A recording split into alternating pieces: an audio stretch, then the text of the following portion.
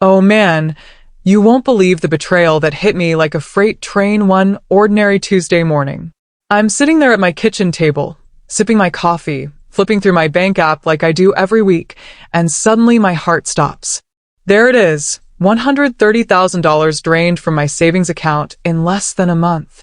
Not hackers, not some scam, my own daughter-in-law, swiping my credit card like it was her personal ATM for designer handbags, spa retreats, and a down payment on a sports car she didn't even need.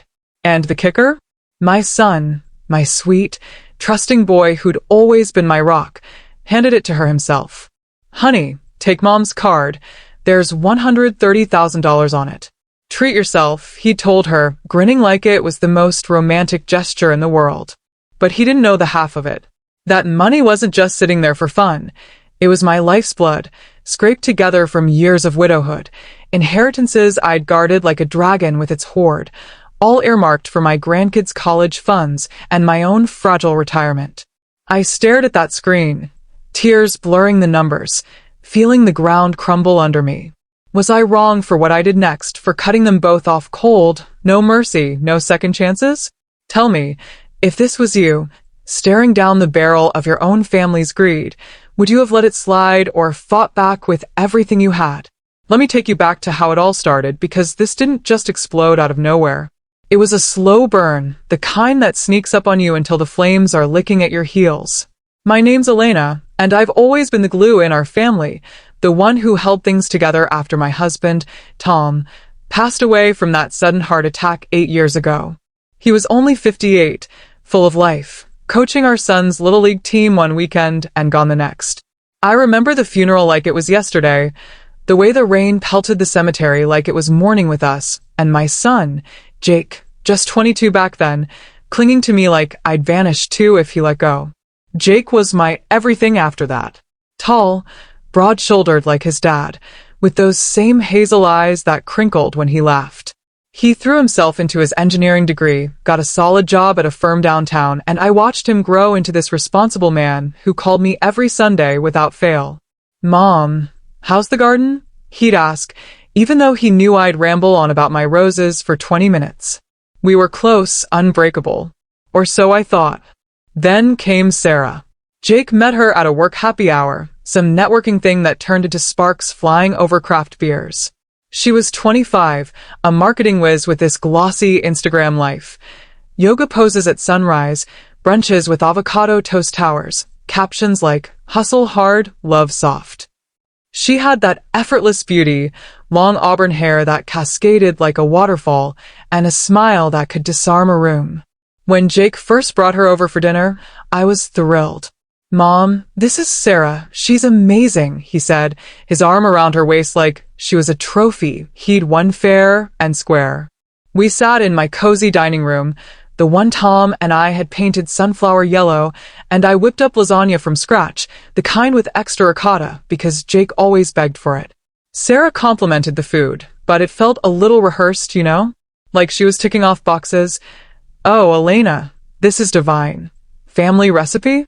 I nodded, smiling, but inside I was sizing her up. She talked a lot about her brand, how she was building her influencer side hustle, dreaming of quitting her job to go full-time.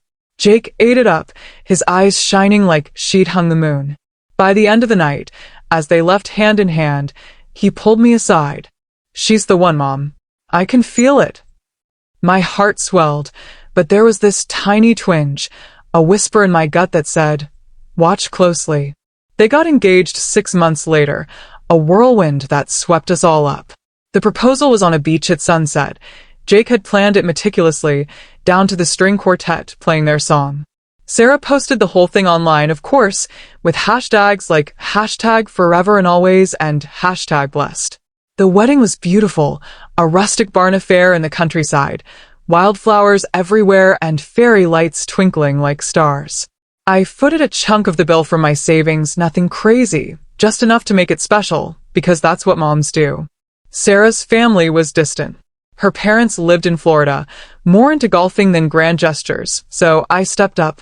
During the toasts, she hugged me tight, whispering, "Thanks for being the mom I never had," and for a second, that twinge quieted.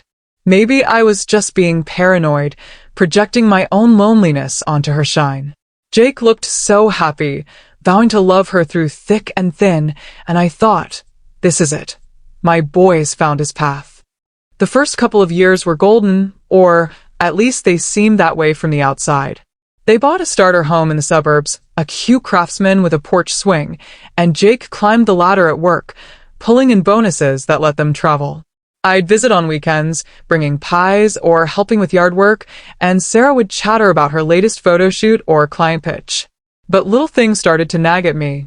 She'd cancel girls' nights with her friends to focus on the brand, but I'd catch glimpses of sponsored posts, outfits from brands that screamed excess, trips to Napa that Jake later admitted stretched their budget.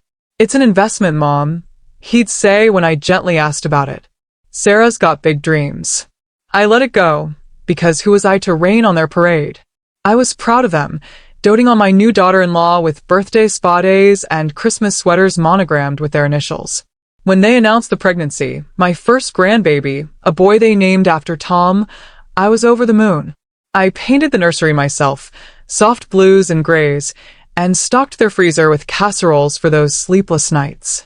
Little Tommy arrived squalling into the world, all 10 pounds of him, with Jake's nose and Sarah's fiery hair. Holding him for the first time, I felt that old ache for Tom ease just a bit. "You're going to spoil him rotten, Grandma Lena," Sarah teased from her hospital bed, and I laughed, promising only books and bedtime stories. But money, money became the shadow that crept in slow. After Tommy, Sarah decided to pause her career. To be present, she said, but the influencer gigs ramped up. She'd post these curated feeds of mommy blogger bliss, organic baby food purees in pastel bowls, boutique strollers that cost more than my monthly mortgage back in the day. Jake was working overtime to keep up, his eyes shadowed from late nights at the office. I'd offer to babysit so they could date again. And during those quiet afternoons with Tommy gurgling on my lap, I'd scroll her feed and wonder how they afforded the Maldives getaway when Jake's car was on its last legs.